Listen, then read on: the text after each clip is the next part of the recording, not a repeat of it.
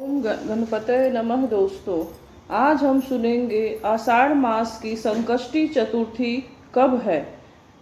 उसमें पूरी जानकारी आपको मिल जाएगी। कब पूजा विधि, पूजा सामग्री, चंद्रोदय निकलने का समय, चंद्रोदय का पूजा विधि, कथा, सारी जानकारी आपको इसी एक वीडियो में मिल जाएगी। कृपया आप देखिएगा।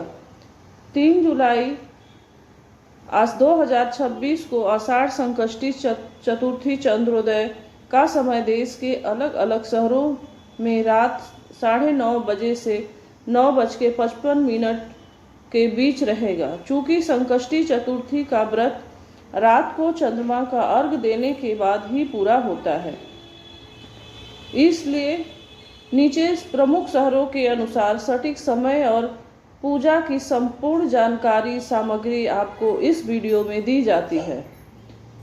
प्रमुख शहरों में चंद्रोदय निकलने का समय।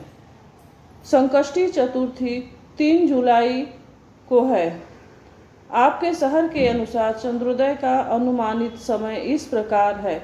मुंबई रात 9:52, पुणे में 9:47, दिल्ली में रात 9:48, नासिक में 9:49, इंदौर में 9:44, नागपुर रात 9:28 और अमरावती में रात 9:34 पर चंद्रोदय निकलने का समय है। इस पंचांग के इस समय के बाद आप चंद्रदेव का ध्यान करके अर्घ दे सकते हैं। संकष्टी चतुर्थी पूजा सामग्री इस प्रकार है। चौकी और कपड़ा। भगवान गणेश को बिठाने के लिए लकड़ी की चौकी और लाल पीला साफ कपड़ा।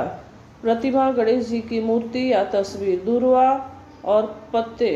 बप्पा की सबसे प्रिय दुर्वा घास, कम से कम 21 संख्या और समी के पत्ते। फूल, लाल रंग के फूल, विशेषकर गुड़हल या गुलाब के फूलों की माला।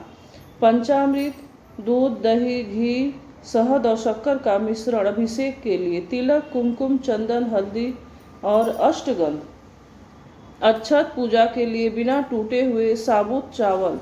वस्त्र गणेश जी के लिए जनेऊ और कलावा। दीपक और धूप, शुद्ध देसी घी का दीपक, धूप बत्ती और कपूर।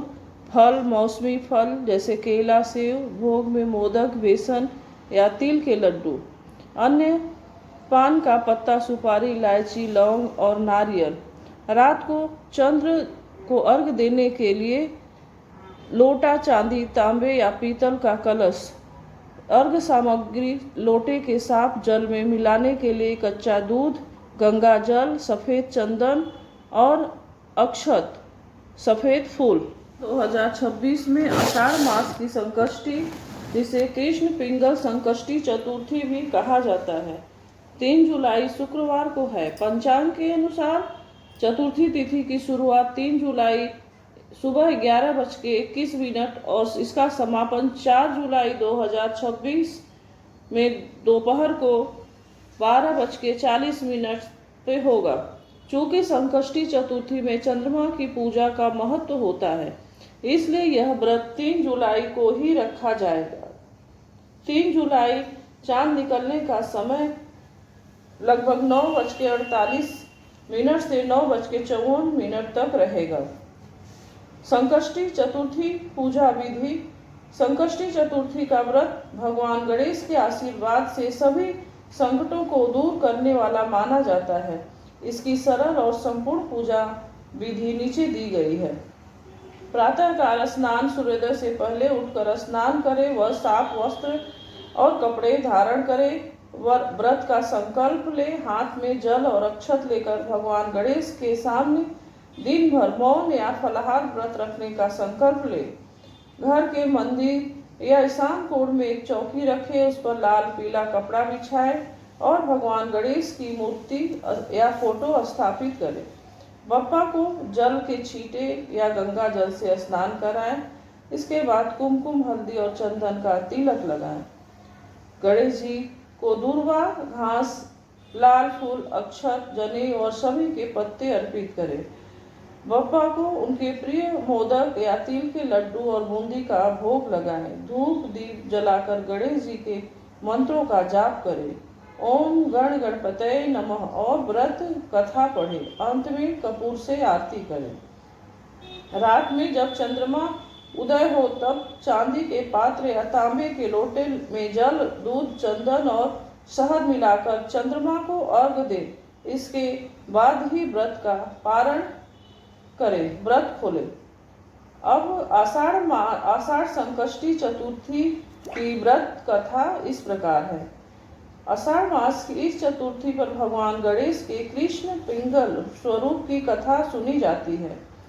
महिष्मती नगरी के राजा महिजीत की कथा। द्वापर युग में महिष्मती नगरी में महिजीत नाम का एक अत्यंत प्रतापी धर्मात्मा और न्यायप्रिय राजा राज्य करता था। वह अपनी प्रजा का पालन अपनी संतान की तरह करता था। राजा के पास धन, वैभव और मान सम्मान सब कुछ था, लेकिन उनकी कोई संतान नहीं थी। संतान न होने के कारण राजा और रानी हमेशा बहुत दुखी और चिंतित रहते थे। बुढ़ापा नजदीक आने लगा, पर वंश आगे बढ़ने का कोई रास्ता नहीं दिख रहा था। एक दिन राजा ने अपनी प्रजा के प्रतिनिधियों और विद्वान ब्राह्मणों को बुलाया और कहा, मैंने जीवन में कभी कोई पाप नहीं किया, प्रजा को कभी सताया नहीं, फिर भी मुझे संतान का सुख क्यों नहीं मिला। राजा की इस व्यथा को देखकर सभी शुभचिंतक उनके दुखों को दूर करने का उपाय खोजने जंगल की ओर निकल पड़े। जंगल में उन्हें महान और त्रिकालदर्शी लोमस ऋषि के दर्शन हुए। ऋषिवर को प्रणाम कर उन्होंने राजा महिजीत की निसंतान होने की समस्या उनके सामने रखी। लोमस ऋषि ने अपने तपोबल से राजा के पूर्व जन्म का वृत्तांत देखा।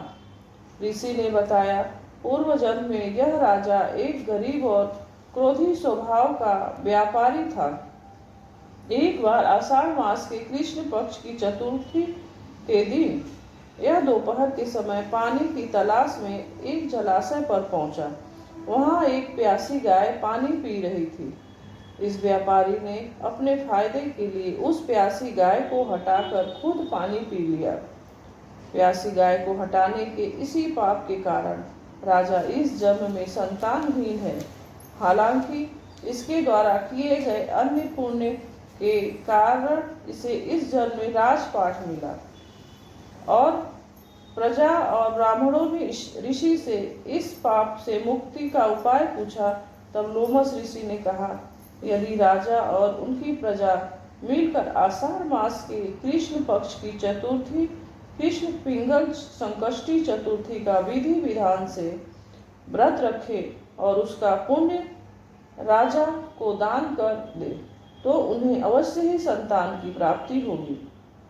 प्रजाजन लौट कर आए और उन्होंने ऋषि की बताई विधि के अनुसार राजा और रानी के साथ मिलकर आषाढ़ संकष्टी चतुर्थी का व्रत रखा। भगवान गणेश की कृपा और व्रत के प्रभाव से रानी सुदक्षिणा ने कुछ समय बाद एक बेहद सुंदर और तेजस्वी पुत्र को जन्म दिया। राजा का महल किलकारियों से गूंज उठा और पूरे राज्य के संकट दूर हो गए। जो भी व्यक्ति इस दिन सच्चे मन से संकट नाशन गणेश जी का व्रत रखता है और कथा सुनता है, उसके जीवन की सभी बाधाएं दूर होती हैं, संतान सुख मिलता है और बिगड़े काम बन जाते हैं। दोस्तों, यह कथा यही समाप्त होती है। अगर आपको यह कथा पसंद आती है तो लाइक कमेंट करिए, वीडियो को सब्सक्राइब करना ना भूलें।